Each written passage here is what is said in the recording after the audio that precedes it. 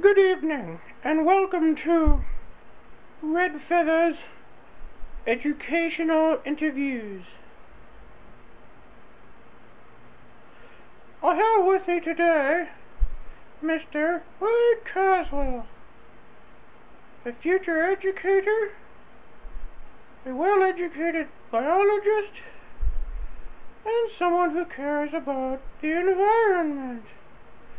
And on the show today, we're going to explore Mr. Caswell's continuing desire to serve his future students and the environment well.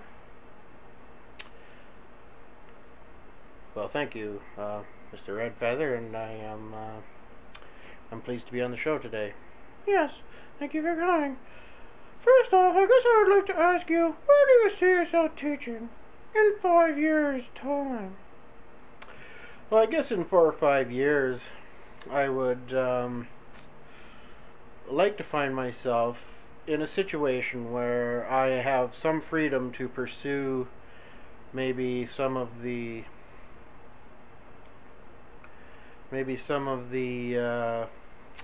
environmental issues I would like to look at. Oh, yes. Yes, and I would also maybe like to be in a position where if the school isn't environmentally minded inherently, that I might be able to, I guess, pursue some lines of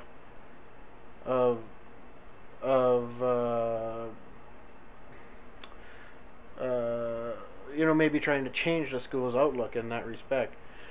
Well, those are very lofty goals, Mr. Caswell. Do you really think that you're going to be able to pull this off? Well, it's hard to say. I mean, the reality is that there's still a fair amount of almost I don't know if I want to say societal, but there's still a fair amount of what I think could be looked at as almost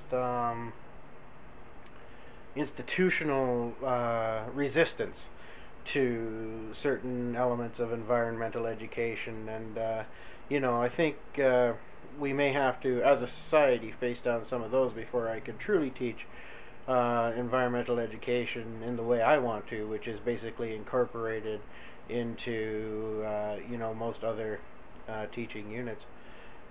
Oh, well, that's very interesting. I wonder, do you have any specific environmental issues that you might like to explore in this situation? Specific environmental issues, I have to admit I'm not a huge fan of the concrete playground syndrome. I think, I think an easy place to start, not easy to do, but an easy, cognitive place to start is the idea of green spaces in schoolyards and so on and so forth. So, I mean, if that's not already done at a school I get to, hopefully when I have a position within that school, that's something I can work at changing. Well, I think those are very good ideas. I'm not sure that's really what we might have in mind in terms of environmental issues. What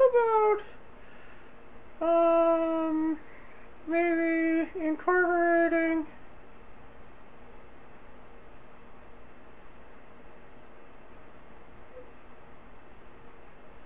cutting-edge environmental issues in your classroom?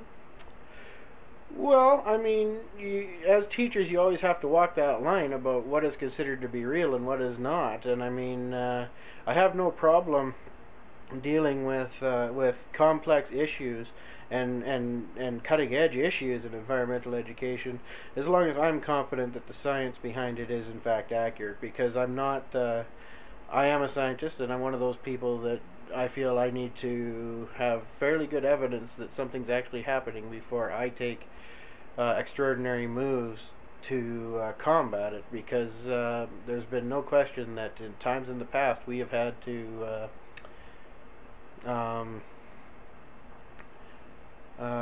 sort of look back at things we've done and repair those too. So it's important that we don't move before we know what we're moving into, and we as humans have tended to do that Yes, there is a good reason that I'm not a huge fan of human beings. Well, we can be destructive, but, you know, we also do great things, too.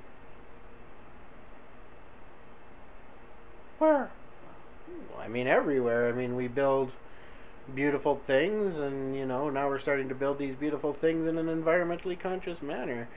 I think that humans can go on living a good lifestyle with a high standard of living and still be environmentally conscious and sustainable.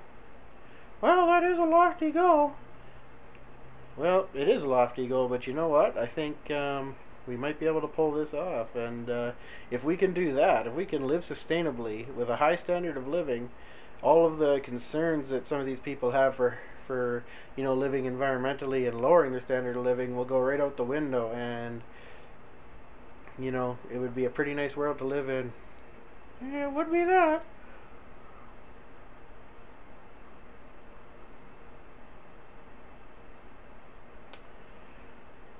So, I don't really have any more questions to ask you, but as you attempted to repair me, I used to have 2 feather ears, you see. As you attempted to repair me, you ended up gluing me to your hand. Is that not accurate, Mr. Caswell? I think it would be fair to say that I did in fact glue you to my hand with crazy glue, and that I still haven't entirely figured out how I'm going to remove you from my hand. Well, that's very interesting, because despite the fact that you used crazy glue, all you managed to succeed in doing is in fact gluing me to your hand. I still only have 1 feather ear. Yeah, that's well, that's true. Yeah, I know.